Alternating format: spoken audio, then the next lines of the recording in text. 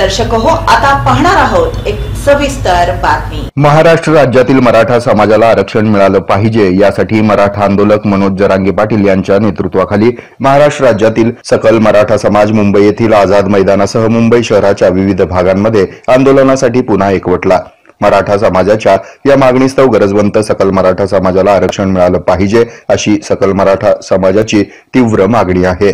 तरी मराठा समाजाला आरक्षण मिळण्याकरिता महाराष्ट्र राज्य विधिमंडळाचे एक दिवसीय विशेष अधिवेशन बोलावण्याची मागणी पंढरपूर मंगळवेढा विधानसभा मतदारसंघाचे आमदार समाधान आवताडे यांनी महाराष्ट्र राज्य विधिमंडळ अध्यक्ष ॲडव्होकेट नामदार राहुल नार्वेकर यांच्याकडे ईमेल पत्राद्वारे केली आहे। ओबीसी प्रवर्गातून मराठा समाजाला हक्काचे आणि टिकणारं आरक्षण मिळालं पाहिजे अशी मागणी गेल्या अनेक वर्षापासून राज्यातील मराठा समाज करत आहे।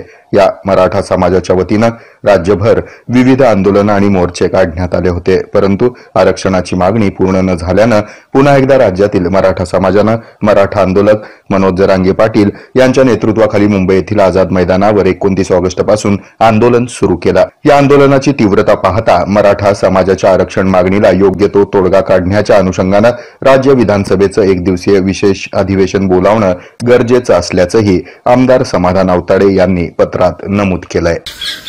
महाराष्ट्रामध्ये गरजवंत मराठ्यांचं आंदोलन माननीय मनोजदादा जरांगे पाटील यांच्या नेतृत्वात आज या ठिकाणी आझाद मैदानामध्ये होत आहे।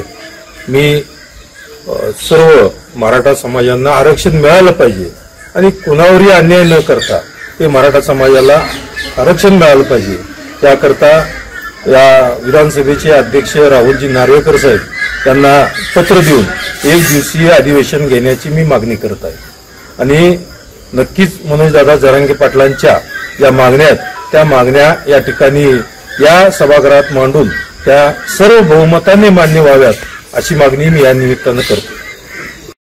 हे आहे मेट्रोकास्ट केबल नेटवर्क आणि आपण पाहत आहात द न्यूज प्लस बरच काही।